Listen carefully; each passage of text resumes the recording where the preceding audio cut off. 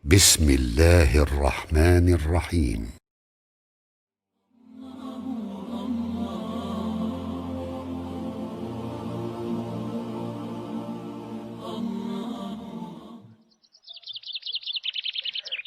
Ya, bismillahirrahmanirrahim. Assalamualaikum warahmatullahi wabarakatuh. Alhamdulillah. Hamdan katsiran thayyiban mubarakan fih kama yuhibbu rabbuna wa yarda. Asyhadu an la ilaha illallah wahdahu la syarika lahu wa asyhadu anna Muhammadan abduhu wa rasuluhu amma ba'd. Ya, suara terdengar? Bisa didengar? Dengar Syekh. Nah, Baik. Terdengar Ustaz. Alhamdulillah. Terdengar Sangat Ustaz. jelas, sangat jelas. Alhamdulillah Ustaz. Nah, barakallahu fik. Baik. Baik. Para Asatidzah wal ustadzat yang semoga rahmati Allah Subhanahu wa taala. Pada pagi hari ini, alhamdulillah ya, di tahun baru ya. Nah, tahun baru kita awali dengan kegiatan yang bermanfaat, yang di situ kita berharap apa yang kita lakukan merupakan amalan soleh yang bisa mendekatkan diri kita kepada Allah Subhanahu wa taala. Yaitu belajar tentang bagaimana cara membaca Al-Qur'an. 6. Ya. Majelis kita kali ini adalah majelis pengambilan riwayah, majelis pengambilan sanad. Ya. Yaitu yang akan kita ambil adalah Manzumah Tuhfatul Atfal. Karya Al-Imam Sulaiman Al-Jamzuri rahimahullahu taala. Baik. Dan teknisnya ya majelis ini tidak bisa disebut sebagai majelis diroyah ya, karena diroyah nanti ada ujiannya. Namun, majelis ini majelis riwayah yang kita akan iringi dengan penjelasan-penjelasan ringkas. Ya. Jadi, majelis kita insya Allah sangat bermanfaat bagi yang belum pernah belajar Tuhfatul Atfal, atau yang ketika sudah pernah belajar, maka bisa diambil metodenya, agar kitab ini bisa diajarkan kepada pemula. Ya. Jadi kita memberikan jembatan. Nah, supaya apa? Supaya kitab-kitab pembelajaran seperti ini tidak dianggap pembelajaran yang tingkat menengah ke atas. Ya. Ya, kita berikan kemudahan kepada para penuntut ilmu. Baik. Kemudian bagi yang nanti menyimak acara ini sampai selesai insyaAllah ta'ala, kita usahakan 1 hari selesai. Karena kita pembahasannya ringkas, kita ambil intisari-intisarinya saja, dan beberapa contoh penerapan dalam Al-Quran. Nah, maka bagi antum wa antuna yang menyimak sampai selesai, insyaallah ta'ala akan mendapatkan ijazah sanad yang bersambung sampai penulis rahimahullah ta'ala. Nah, salah satu jalur sanad kami yang tertinggi adalah melalui seperti yang antum lihat di kitab ya, ada di halaman 8 kalau di kitab cetakan anak. Nah, ya, jalur yang kami akan turunkan adalah salah satunya adalah dari jalur guru kami Syekh Al-Ghulban ya. Di sini ada, nanti antum bisa lihat sendiri. Syekh Muhammad bin Yunus Al-Ghulban hafizahullah ta'ala. Dia masih hidup di Mesir. Baik. Adapun nanti kalau bagi antum yang ingin mengambil sanad diroyah, ya jadi bedanya apa? Kalau nanti sanad yang kita wariskan di acara ini sanad riwayah. Antum berhak meriwayatkan kembali, ya, diizinkan untuk meriwayatkan kembali. Nah, apakah boleh mengajarkan? Boleh. Tapi ijazah di situ tidak tertulis bahwasanya antum boleh mengajarkan. Nah, kalau ijazah diroyah, di situ ada lafaz bolehnya mengajarkan dimanapun antum berada. Nah, ini perbedaannya di situ. Kalau yang riwayah, nanti ijazahnya adalah boleh meriwayatkan. Ya.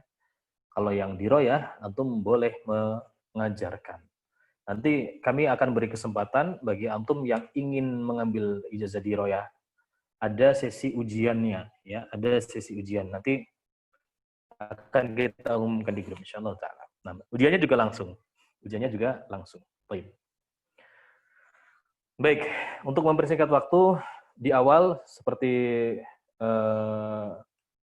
kebiasaan daurah-daurah sebelumnya, Ana persilahkan kepada Qori ya untuk membaca Nadhum ini dari awal sampai akhir dulu ya untuk agar memberikan hak sama dulu kepada yang lain.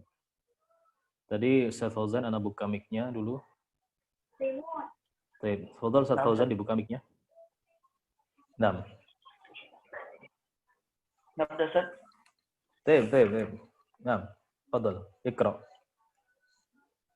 قال الجمزوري رحمه الله تعالى: بسم الله الرحمن الرحيم. يقول راجي رحمة الغفور دوما سليمان هو الجمزوري. الحمد لله مصليا على محمد وآله ومن تلا. وبعد هذا النظم للمريد في النون والتنوين والمولود. سميته بتحفة الأطفال عن شيخ جنيه ذي الكمال. أرجو به أن ينفع الطلاب والأجر والقبول والثواب.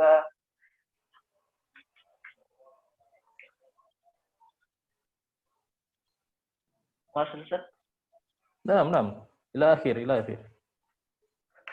أحكام النون الساكنة والتنوين.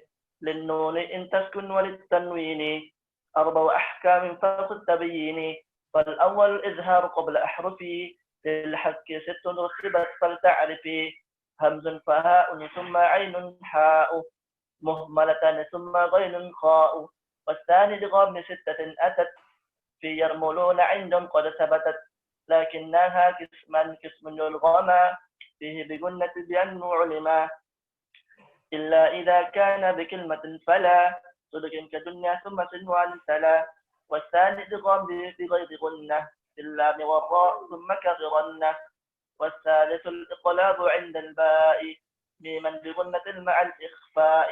والرابع الإخفاء عند الفاضل من الحروف واجب للفاضل. في 5 من بعد 10 رمزها في كل هذا البيت قد ضمنتها. شف ذاتنا كم جاد شخص قد سما. دم طيبا زد في تقى ظالما. أحكام الميم والنون المشددتين. وقلن ميما ثم نون شددا. وسم كل حرف قلنة بدا. أحكام الميم الساكنة. والميم إن تسكن تدي قبل الهجاء لا ألف اللينة الذي الحجاء. أحكامها 3 لمن ضبط. إخفاء إدغام وإظهار فقط. فالأول إخفاء إذ عند الباء وسميه الشفوي القراء. والثاني إدغام بمثلها أتى وسم إدغاما صغيرا يا فتى.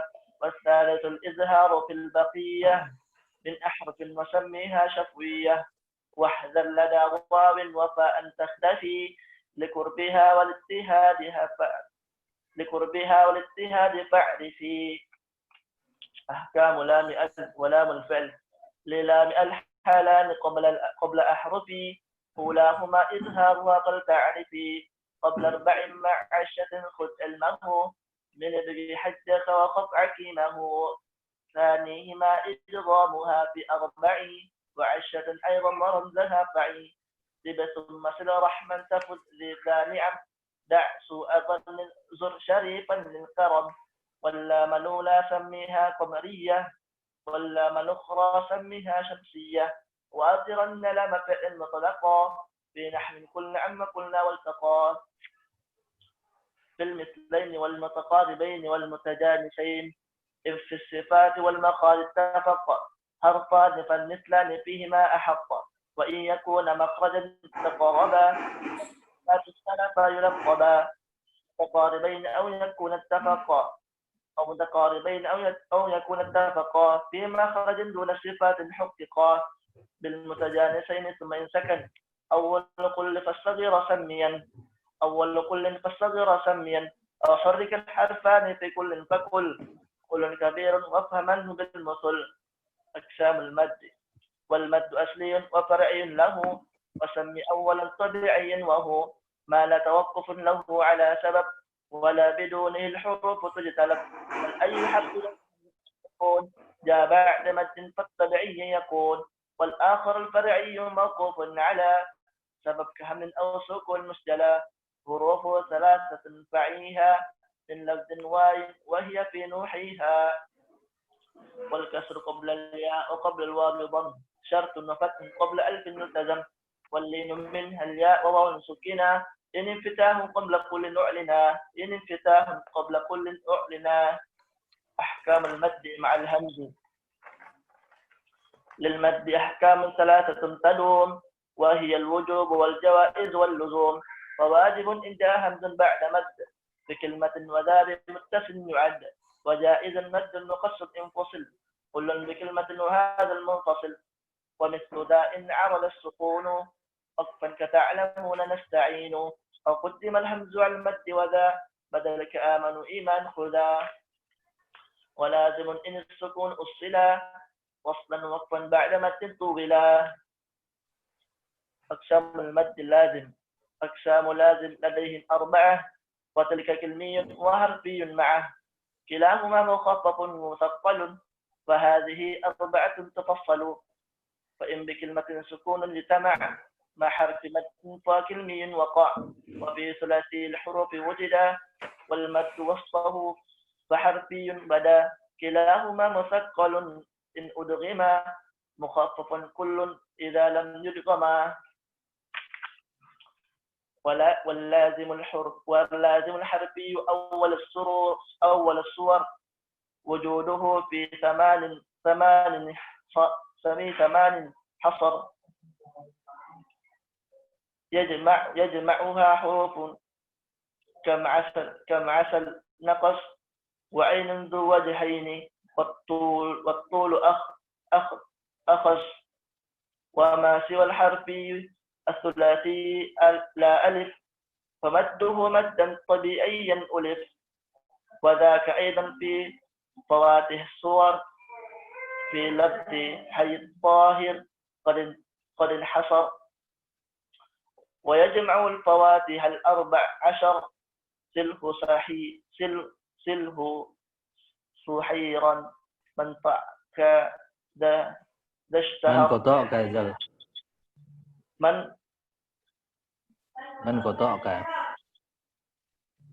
من قطعك ذا الشهر ذا اشتهر. الخاتمة. وتم ذا النظم بحمد الله على تمامه إلى تناهي، ثم الصلاة والسلام أبدا على ختام الأنبياء أحمدا، ولا إلى الصحب والآل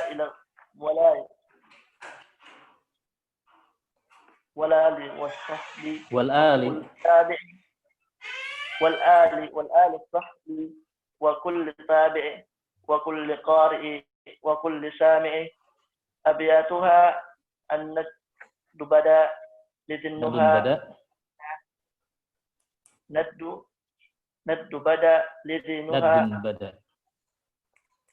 بدا لذنها تاريخها بشرى لمن يتقنها.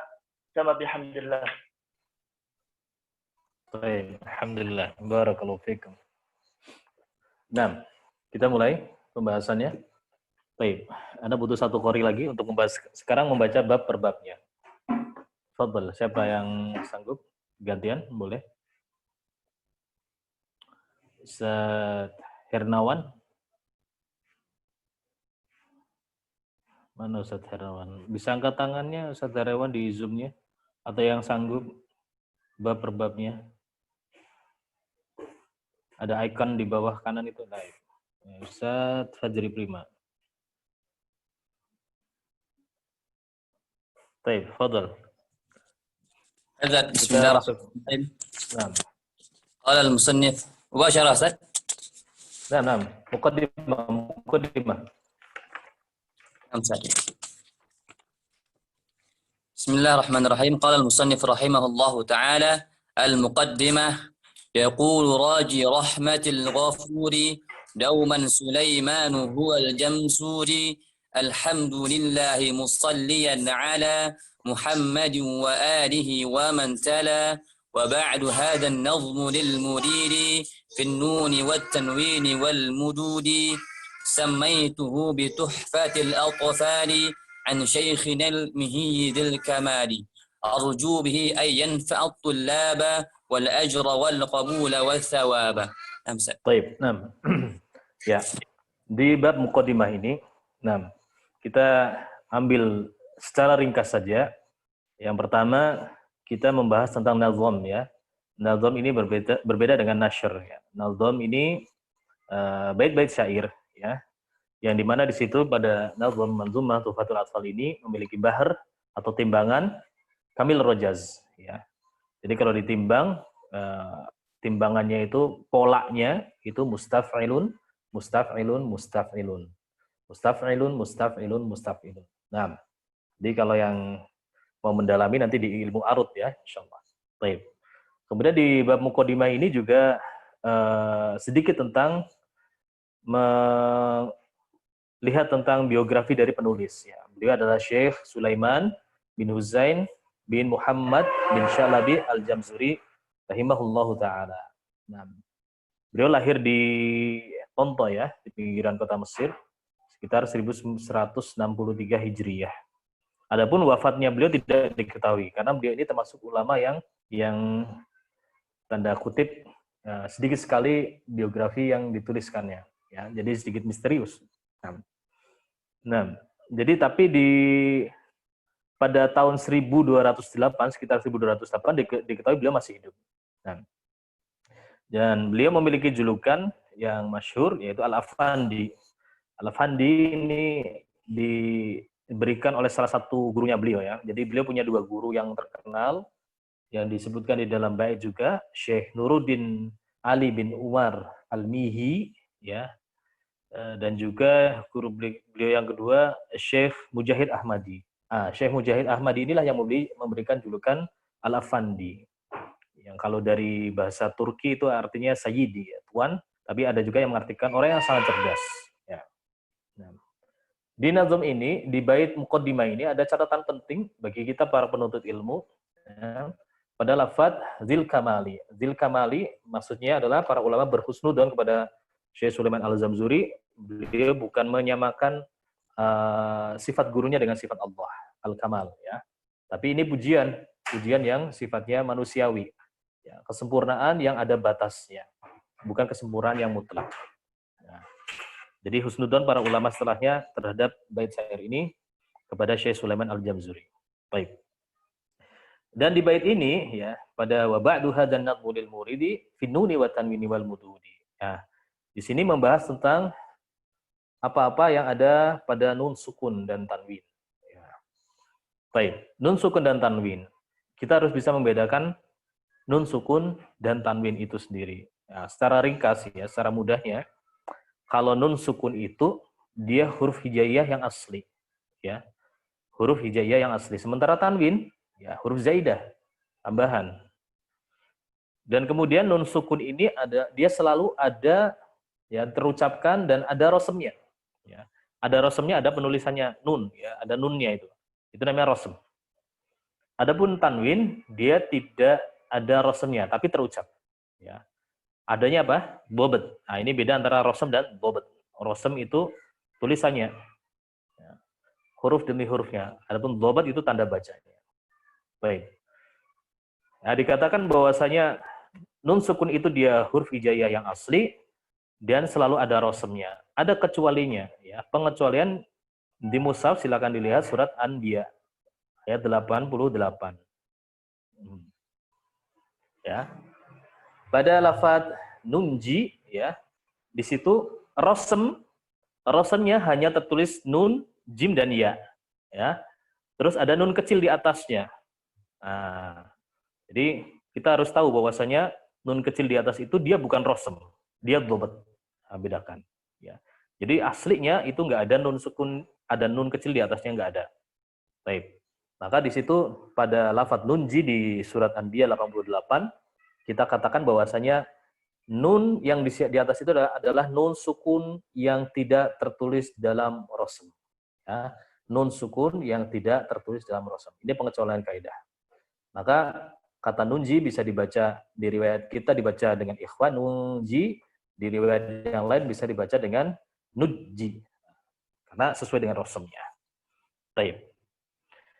Dan nun sukun ya, itu bisa terdapat pada isim, bisa terdapat pada fi'il, bisa terdapat pada huruf. Nah, sementara tanwin hanya ada pada isim saja. Kecuali ada pengecualian ya.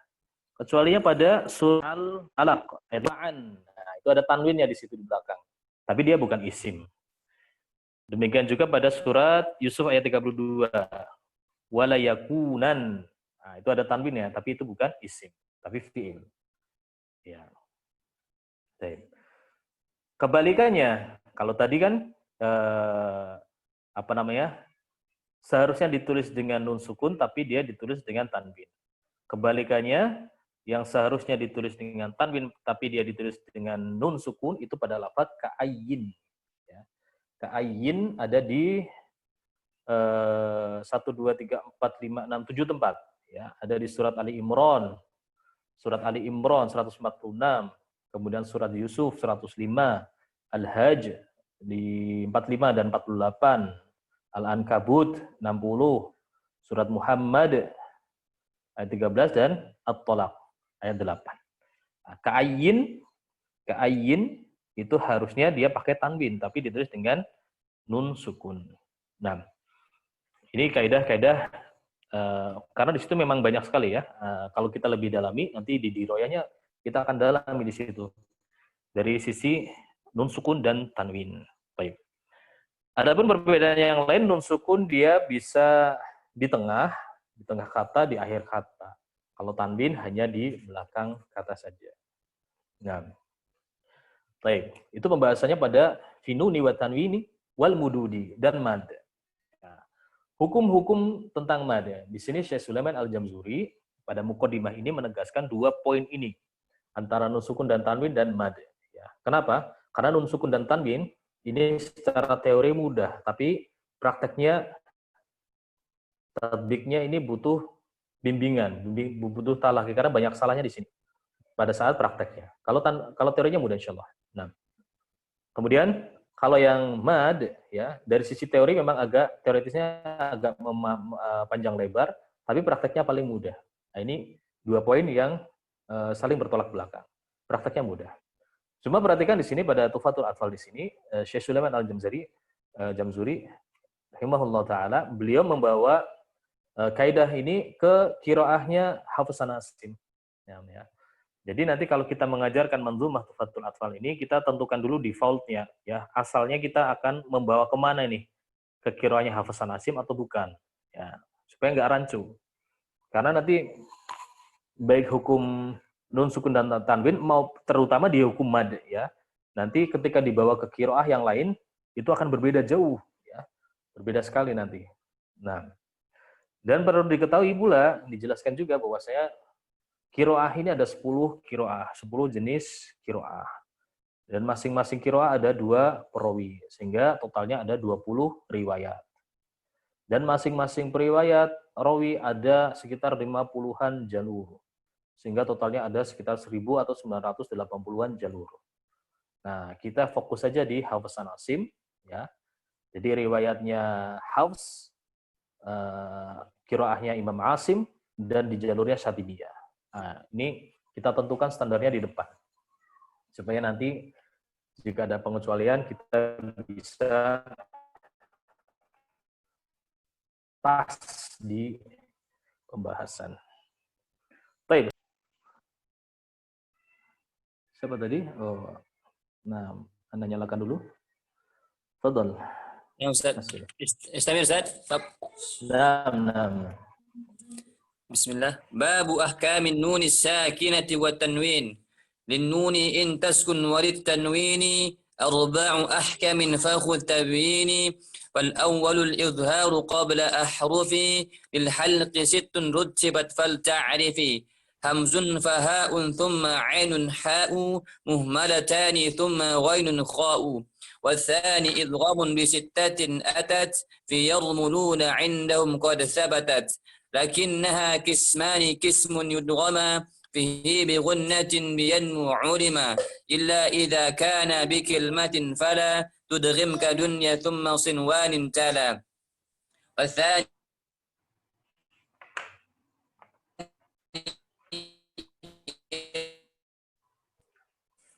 في الأم ور ثم كرنة والثالث الإقلاب عند الباء ميما بغنة مع الإخفاء والرابع الإخفاء عند الفاضل من الحروف واجب للفاضل في 5 من بعد أشر رمزها في كلمة هذا البيت قد ضمنتها صف ذاتنا كم جاد شخص قد سما دم طيبا زد في تقنطع ظالما.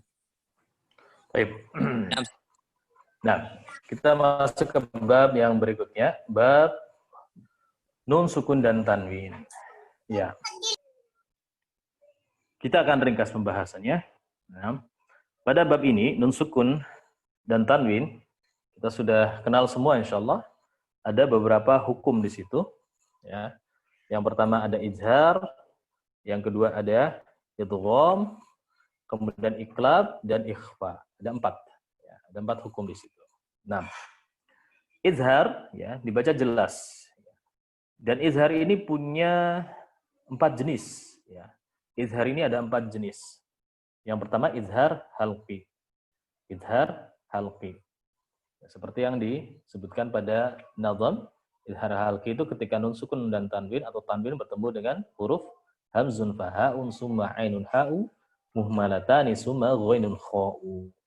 Ingat, kita sedang berbicara riwayatnya Hafs an Asim. Karena nanti di sana ada riwayat yang lain seperti riwayatnya Abu Ja'far pada huruf ghain dan kha beliau tidak mengizharkan tapi mengikhfakan. Nah, jadi kita patokannya sekarang riwayatnya Hafs an Asim. Nah, ya. Ya, izhar alqi jelas ya. Hamzah ha ain ha kemudian ghain dan kha. Baik. Dan izhar ini dia tingkatannya dari sisi letaknya itu ada yang menyebutkan bahwasanya izhar ada ali ya, ali tinggi, kejelasnya tinggi itu pada huruf ha dan hamzah. Ya. Anha, an-a jelas tinggi. Kemudian ada yang tingkatannya wusta yang sedang yaitu pada huruf ain dan ha. Ya. Dan pada tingkatan level ketiga izhar yang adna rendah yaitu pada ghain dan kha. Ya. Kita bisa lihat dari sisi makhraj antara nun sukun dan tanwin ini dengan ghain dan kha kan dia paling dekat dengan yang lain. Dengan hamzah, dengan ha itu paling dekat. Makanya di sini Abu Ja'far menganggap hukumnya bukan izhar tapi dia diidghamkan. Diikhfakan. Nah, Abu Ja'far. Baik. Itu yang hukum pertama, izhar. Tadi ada izhar halqi. Yang kedua, jadi ada 4 ya. Izhar yang kedua adalah izhar mutlaq. Nah, izhar mutlaq ya, ini terjadi pada kata nanti akan disebutkan di bab berikutnya ya, bab atau di bait berikutnya. Itu pada kata dunya, suara anak kecil. Cek. Gimana? Suaranya masih kecil atau bisa Wadih Ustaz, wadih. Wadih? Alhamdulillah. Alhamdulillah. Nah, mungkin yang kecil tadi suaranya perlu dikeraskan volumenya ya. Masyaallah. Barakallahu fiik. Baik. Kabir. Nah, izhar mutlaq. Yang kedua adalah izhar mutlaq. Pada kata sinwanun, ad-dunya, qinwanun, dan satunya lagi apa? Sinwan, dunya, qinwan, bunya. Ada 4. Baik. Kemudian yang ketiga, izhar syafawi. Kalau tadi berhubungan dengan nun sukun dan tanwin, kalau syafawi berhubungan dengan mim sukun. Kita belum bahas ya, tapi kita singgung saja. Izhar syafawi terjadi pada mim sukun.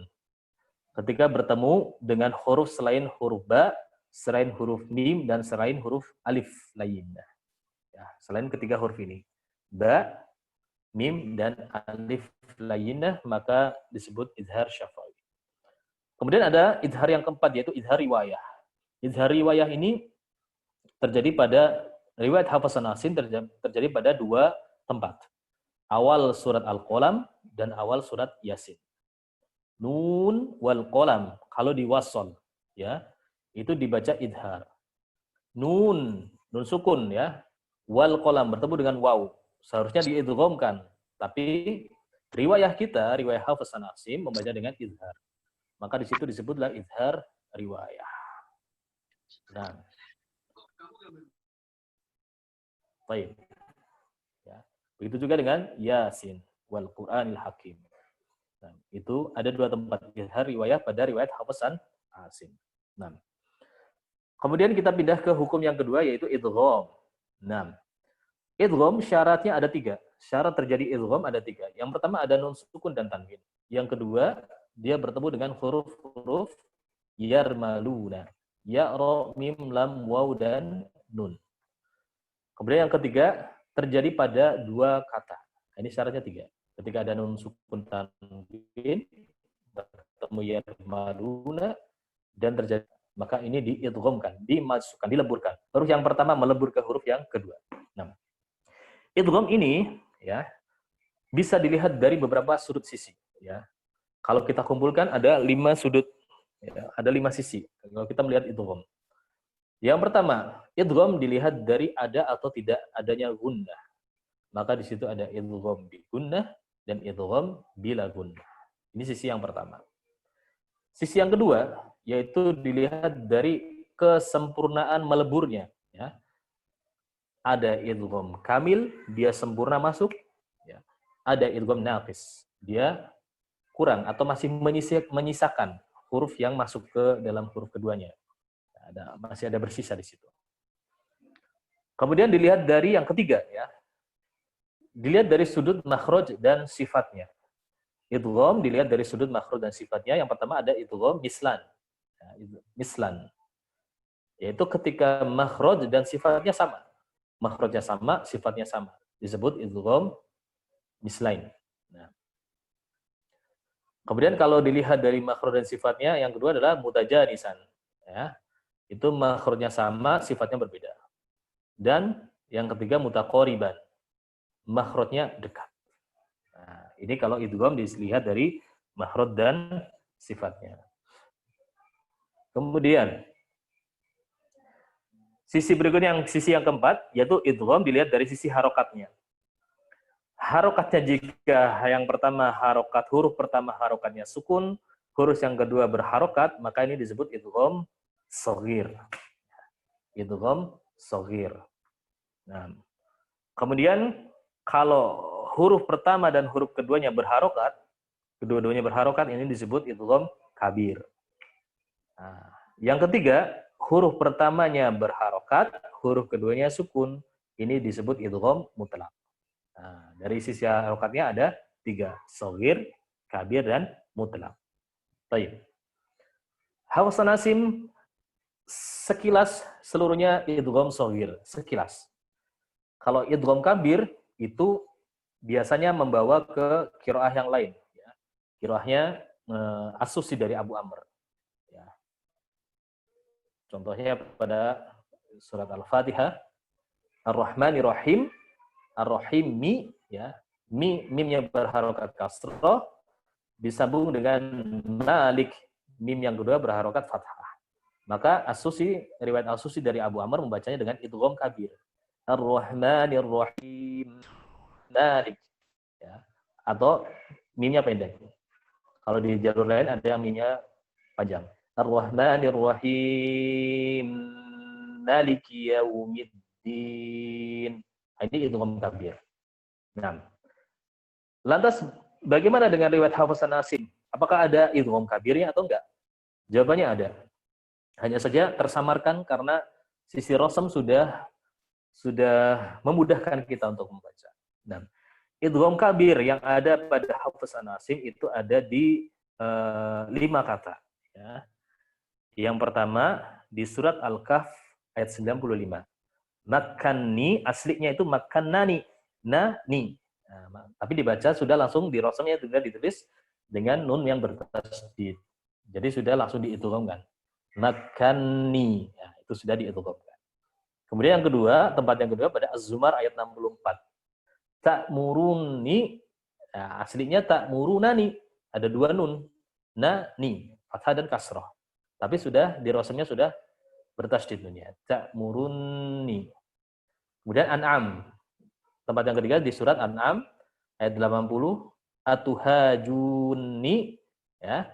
Aslinya atuhajunani. Tapi sudah di rosem sudah menjadi idgham. Kemudian di Al-Baqarah 271 dan An-Nisa 87 kalau Anda nggak salah. Ni'mama dibaca ni'imma. Ni'imma aslinya itu ni'mama. Nah, ni'mama. Dan yang masyhur pada surat Yusuf ayat 11. La ta'manna itu aslinya la ta'manuna. Makanya ada istilah ismam di situ la ta'manna. Nah, menunjukkan bahasanya di situ ada nun yang berharokat dhammah. La ta'manuna. Dan bisa juga dibaca dengan ikhtilas la ta'manuna ala Yusuf. La ta'manuna ala Yusuf. Baik, ya. Itu idgham kabir di sisi Hafs Asim. Ada 5 kata, ya, 5 kata, 5 kalimat di 1, 2, 3, 4, 5 di 6 tempat. 6. Baik.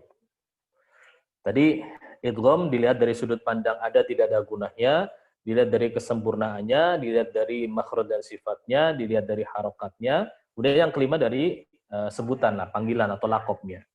Nah, kita mengenal ada idgham mimi, itu mim bertemu dengan mim. Mi. Kalau nun bertemu dengan nun disebut nuni. Kalau ba bertemu dengan ba disebut bai dan seterusnya. Ini sebagai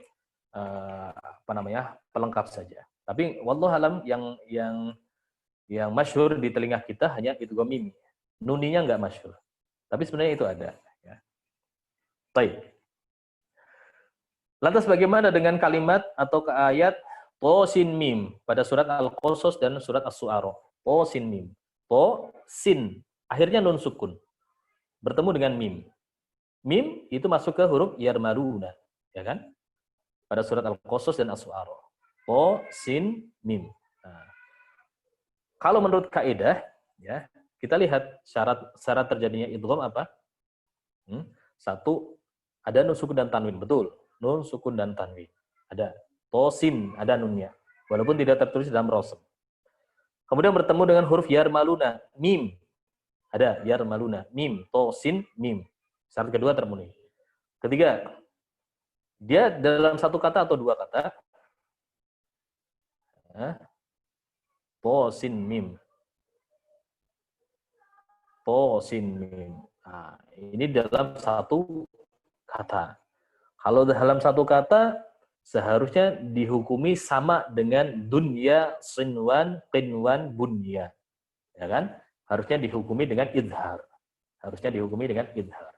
To, sin, mim. Harusnya begitu. Karena dalam satu kata. To, sin, mim ini dalam satu kata. Padahal syarat idgham tadi harus dalam dua kata. Namun riwayat kita, dari riwayat Hafs an Asim dan jumhur ulama, membaca to, sin, mim ini dengan mengidghamkan. To, sin, mim. Ya, tidak diidharkan. Walaupun dia dalam satu kata. Kalau dunya, sinwan, qinwan, tadi satu kata diidharkan. Tapi kalau to, sin, mim, dia diidghamkan. Maka sebagian ulama menyebut ini sebagai idgham riwayah. Baik. Sebagai idgham riwayah. To, sin, mim. Nah, karena nanti ada riwayah yang lain membaca dengan saktah. To, sin, mim, sakat dengan saktah, ya. Jadi bukan idhar ya, karena dia sakat dia, karena dia saktah. Nah, baik. Kemudian hukum yang ketiga yaitu iqlab. Iqlab, ya. Pada bait keberapa tadi? 13 ya. Wasalisul iqlabu 'indal ba'i mimman bi ghunnati ma'al ikhfa'i. Baik. Hukum yang ketiga adalah iqlab, yaitu ketika nun sukun dan tanwin bertemu dengan huruf ba. Nah, ya, bertemu dengan huruf ba. Bagaimana cara melafatkannya? Yaitu miman, merubah dengan huruf mim. Merubah nun sukun atau tanwin tadi berubah menjadi huruf mim. Bigunnatin, kemudian disertai dengan dengung gunnah. Ma'al ikhfa'i, dan disamarkan. Nah, ma'al ikhfa'i di sini, menyamarkannya di sini, para ulama berbeda pendapat. Ya. Ada dua pendapat yang cukup kuat, ya, bahkan sampai sekarang masih sangat sangat kuat perselisihannya, yaitu ulama yang pertama mengambil pendapat bahwasanya ma'al ikhwa'i ini menyamarkan gunahnya itu dengan cara furjah, indal furjah, yaitu memberikan celah di kedua bibir setebal satu helai kertas. Nah, jadi kalau mengucapkan mim ba'di diucapkan mim ba'di, jadi tidak menutup, ada celahnya. Mil ba'di. Nah, ini pendapat ulama pertama. Ya, sebagian yang berpendapat ya dari jalurnya Mesir ya. Syekh Masarawi masih mengambil pendapat seperti itu. Guru kami Syekh Khanofa Maulana juga masih menganggap atau mengambil pendapat dengan furjah. Baik. Kemudian yang kedua yaitu pendapat yang kedua diambil yaitu dengan intibaqus syafatain, yaitu dengan menutupkan mim dengan lembut. Karena makhraj mim itu cara melafatkannya yang afshah adalah menekan dengan sedang, tidak kuat dan juga tidak lunak. Ini mim makhraj mim yang afshah, yang paling fasih. Im, itu menempelnya sedang. Nah, maka ma'al ikhfa'i di sini bukan direnggangkan, nempelnya bibir dilembutkan. Nah, jadi dari posisi menempel bibir yang sedang menjadi lunak. Nah, ini pendapat yang diambil oleh kebanyakan ulama, termasuk Syekh Aiman Suwaid. Bahkan Syekh Aiman Suwaid ini, masya Allah ya, beliau meneliti bertahun-tahun. Kalau Anda nggak khilaf, sekitar 15 atau 20 tahun beliau ini meneliti tentang masalah iklab ini. Ya. Dan beliau mengambil pendapat ternyata yang mutawatir yaitu dengan intibaqus syafatain. Adapun yang furjah nggak ada riwayatnya sampai bersambung sampai ke Rasulullah. Ini pendapat beliau, ya, Syekh Dr. Aiman Rusdi Suwaid. Jadi hanya ditempelkan dengan lembut. Min ba'di. Nah, soalnya beliau juga menjelaskan juga bahwasanya kalau dia furjah itu belum sampai ke mim, belum dapat makhraj mimnya. Nah, ala kulli hal, kapan kita mengamalkannya? Amalkan ketika kita sedang bertalaki kepada guru. Kalau guru kita mengajarkan dengan furjah, kita amalkan dengan furjah. Kalau guru kita mengajarkan dengan intibaqus syafatain, maka amalkan intibaqus syafatain. Adapun kalau setelah itu kita boleh mengambil mana yang mudah buat kita selama di situ ada riwayatnya, ya. Selama di situ ada riwayatnya. Baik. Yang ketiga. Kemudian berikutnya ikhwa. Ya. Hukum yang keempat. Warabi wal ikhfa'u 'indal fadili minal hurufi wajibun lil fadili. Bi khamsatin min ba'di asrin ramsuha bi kilmi hadal bait yaqaddamantuha. Silzatana kam jada syakhsun qad samakum tayyiban zid tuqandah zalima. Nah. Ikhfa atau menyamarkan. Ya.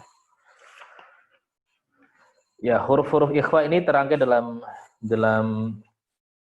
bait syair yang bagus sekali ya. Sifza sana kam jada syakhsun qad sama ya. Kalau kita boleh terjemahkan bebas, sifza sana kam jada syakhsun qad sama.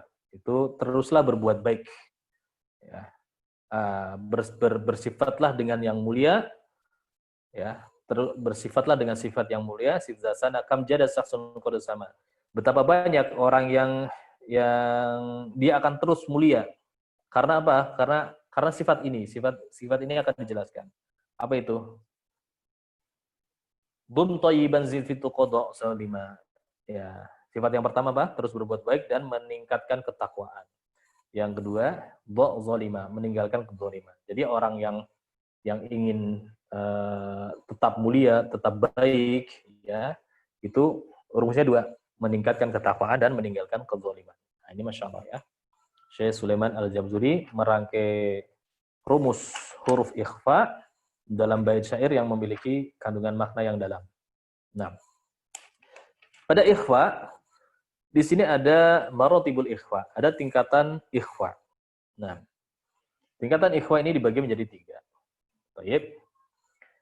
Yang pertama disebut ikhfa yang a'la. Ikhfa a'la ini kesamarannya tinggi, ya. Terjadinya pada huruf-huruf yang akrob, pada huruf-huruf yang dekat dengan makrojnya nun. Ya. Apa itu hurufnya? Ta, dal, dan to. Nah, ini ketika ikhfa huruf nun, sukun atau tanwin bertemu dengan ta, dal, to, ya, ini ikhfanya paling tinggi. Baik. Contohnya misalkan antum, antum. Ya, maka kita lafadzkan dengan kesamaran yang tinggi. Antum, jauhkan dari makhraj nun, lidahnya menjauh dari makhrajnya nun, ya.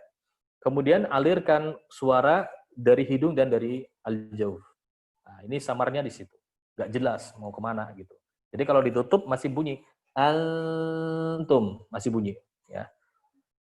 Begitu juga kalau ditutup mulutnya dari hidung masih ada gunahnya, masih bunyi. Baik. Ta, dal, to. Ini huruf akrob. Disebut ikhwa yang a'la.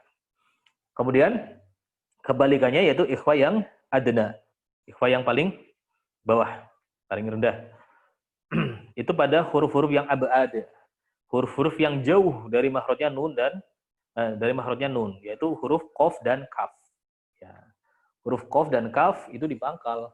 Sementara nun kan di ujung, kan jauh ya, antara pangkal lidah dan pangkal lisan dan ujung jauh. Maka ini tingkat kesamarannya paling rendah, ya. Tingkat kesamarannya paling rendah. Baik. Contohnya apa? Minkum, minkum. Jadi kayak ng. Kalau ditutup hilang samarnya. Min, nah hilang. Minkum. Nah, ya. Itu ikhwa yang adna. Nah. Adapun berikutnya sisanya berarti dia ikhwa yang awsat. Ikhwa yang awsat. Ya. Huruf-hurufnya yang pertengahan, nggak jauh, nggak dekat. Dan dia ciri khasnya sudah mulai persiapan ke huruf tersebut. Ya.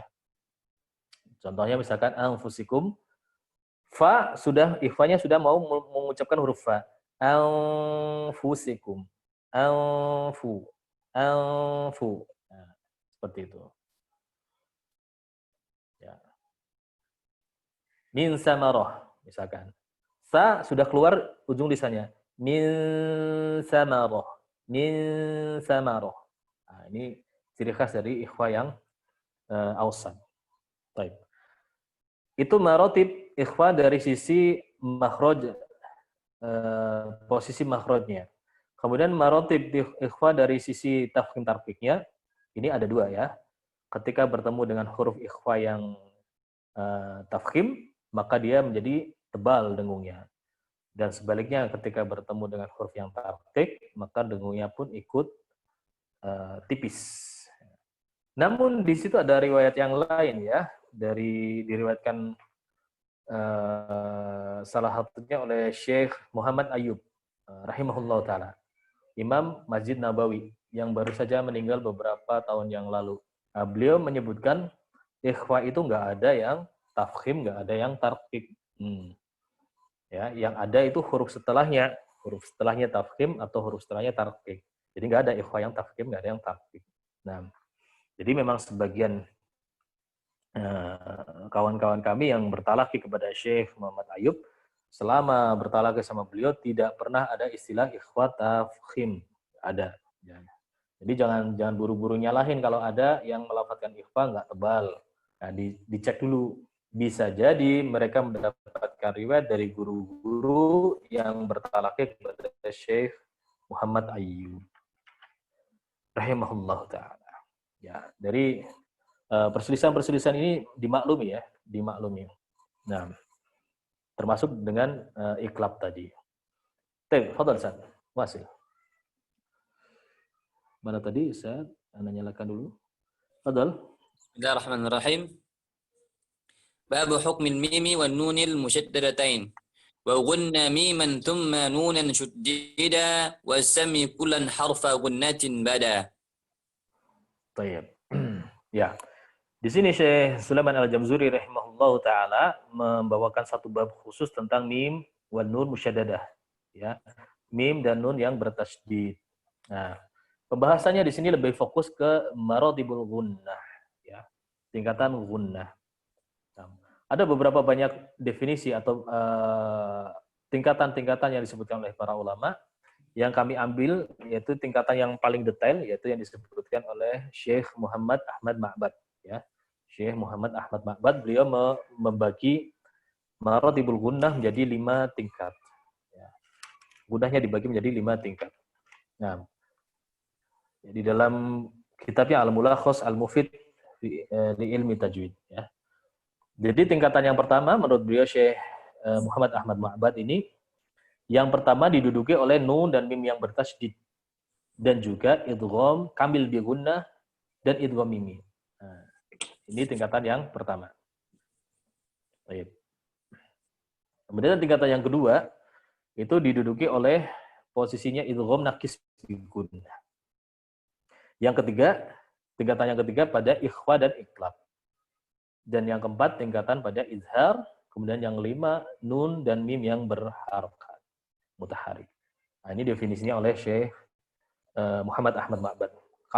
Kalau yang masyhur di kitab-kitab tajwid yang beredar itu pembagiannya Syekh Aiman Nuswaid, ya, yang jadi 4 tingkat.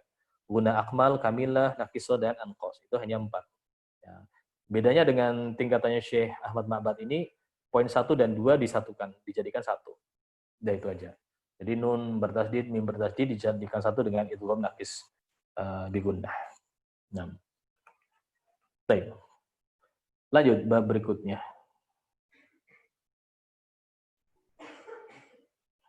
Fadhal. Bismillah. Babu ahkamil mim as-sakinah wal mim in taskun taji qabla al-hija la alif al-layyinah lidil hija ahkamuha thalathatun liman dhabata إخفاء إدغام وإظهار فقط فالأول الإخفاء عند الباء والسم الشفوي للقراء والثاني إدغام بمثلها أتى والسم إدغاما صغيرا يا فتى والثالث الإظهار في البقية من أحرف وسميها الشفوية واحذر لدى واو وفاء تختفي لقربها والاتحاد فاعرفي أمسك. Nah, iya. Ini satu bab yang terakhir di sesi kita kali ini. Insyaallah nanti kita akan break, istirahat. Nanti kita lanjutkan di sesi keduanya. Insyaallah taala. Bab mim sukun. Ya, kalau sudah sampai di sini insyaallah sudah mudah, ya. Mim sukun, ya, hanya ada 3 hukum. Yang pertama ikhfa, idgham, dan izhar. Nah. Ya. Jadi kalau ikhfa, yang pertama ikhfa itu ketika dia bertemu dengan ba saja. Mim sukun bertemu dengan ba. Cara pelafatannya sama dengan ketika iqlab. Ya, yang di situ ada 2 khilaf. Silahkan mau pakai furjah, mau pakai intibagus syafatain, boleh. Nah, tergantung guru antum nanti talaqainya bagaimana. Baik. Kemudian yang kedua, ya, yaitu idgham bimisliha ata. Baik. Di sini disebut wasami idghaman shaghiran ya fata, ya. Dikatakan idgham shaghir, ya. Dikatakan juga dengan idgham mimi, ya. Kalau kita nggak jelaskan sudut dari depan tadi, kita akan bingung. Ternyata idgham shaghir itu kalau kita lihat dari sisi idgham, dari sisi apanya? Keberadaan harokatnya. Kalau disebut idgham mimi, dilihat dari apa? Dari idgham dilihat dari sisi penamaannya, telakoknya. Nah, begitu. Kalau ada nggak gunanya? Guna atau bila guna. Ya. Itu hukum yang kedua. Kemudian yang ketiga, nah, kebanyakan ini suka terjebak ketika ditanya, apa huruf-huruf pada izhar yang dihukumi izhar syafawi. Nah, seluruh huruf, kebanyakan menjawab semua huruf kecuali ketika bertemu dengan ba dan mim saja. Padahal masih kurang satu. Apa itu? Alif lainah. Apa dalilnya? Di atas sendiri. Ya. Di atas sendiri pada bait wal mimu in taskun tajibu qoblal hija la alifin layinatin lidil hija. Nah, itu dalilnya ya. Jadi kalau ditanyakan izhar syafawi yaitu seluruh huruf hijaiyah kecuali ba, mim dan alif lainah. Nah, ada pengecualian pada bacaan kita Hafasan Asim di surat Ali Imran, ya, awal surat Ali Imran, ya, di situ dibaca alif lam mim, Allahu la ilaha illa huwal hayyul qayyum. Nah, perhatikan alif lam mim, mim di sini ada mim sukunnya. Mim, ada mim sukun. Kemudian bertemu dengan apa? Ya, bertemu dengan huruf apa? Kalau kita baca dengan wasol, alif lam mim bertemu dengan Allah. Maka perhatikan, antum harus jeli yang sedang digunakan mushaf cetakan Timur Tengah atau mushaf cetakan Indonesia. Kalau mushaf cetakan Indonesia, di situ adanya alif fathah. Ya, Allah itu ditulis dengan alif berharokat fathah. Nah, adapun di cetakan Timur Tengah itu bukan alif, tapi hamzah wasol. Ya, hamzah wasol. Maka kaidahnya ketika alif lam mim, mim sukun bertemu dengan hamzah wasolnya nggak terbaca. Langsung bertemu dengan huruf lam sukun. Allah, ya. Hamzah wasolnya nggak terbaca ketika diwasol. Jadi mim sukun bertemu dengan lam sukun, iltiqo sakinain, bertemunya dua sukun maka harus dihindari. Maka nggak bisa kita baca kalau wasol alif lam mim Allah, nggak bisa. Ya, nggak bisa. Kalau yang bacanya pakai mushaf Indonesia suka terjebak kayak gitu bacanya. Nah, terus bagaimana? Ya, harus ditolong, harus kasih harokat. Harokatnya apa? Ada yang membaca alif lam mim millah, seolah-olah kayak hukum nun sukun. Nah, ini bukan nun sukun. Kalau nun sukun ada istilah nun wikoyah ya yang masyhur yang itu. Ini bukan nun sukun, ini mim sukun. Ya. Mim sukun kalau dia diharokatin kasroh nggak bisa, karena salah satunya akan merubah ketebalan lafaz Allah. Millah harusnya Allah, jadi millah. Nah, kemudian bagaimana dengan dhammah? Alif lam mimullah. Allahnya tetap tebal. Tapi nggak bisa juga pakai dhammah. Karena nanti akan rancu. Rancunya apa? Nanti dikiranya mim ini dikira sebagai mim jamak. Ya. Karena nanti di riwayat yang lain, itu seperti riwayatnya Ibnu Katsir, riwayatnya Qulun, ini ada istilah-istilah yang dipakai sebagai mim jamak ini. Nanti disangkanya ini sebagai mim jamak. Nah, rancu nanti. Maka tersisalah satu harokat yaitu fathah. Alif lam mim Allah. Nah, jadi dengan fathah. Dan ketika wasal, Hafazan Asim memiliki dua wajah atau dua cara membaca. Yang pertama dengan qasr, dengan dua harokat pendek. Alif lam mim Allah, ya, dengan dua harokat seperti mat tabi'i. Karena menganggap sukunnya sudah berubah menjadi fathah. Nah, jadi langsung tabi'i di situ. Wajah yang kedua dibaca dengan 6 harokat seperti mad lazim. Ya, alif lam mim Allahu la ilaha illa huwal hayyul qayyum. Ini karena menganggap bahwasanya mim sukunnya itu masih ada. Ya, aslinya ada mim sukunnya, jadi masih dihukumi sebagai lazim. Baik, ini catatan pada bacaan kita. Baik, alhamdulillah sesi pertama kita cukup sampai di sini. Insyaallah taala nanti kita akan kabari lihat grup apakah nanti kita lanjutkan istirahat dulu 15 menit menjelang zuhur, kita lanjutkan bab berikutnya, bab lam dan juga bab yang ya masih tersisa Islam mutajanisan mutaqariban dan mutajanisan.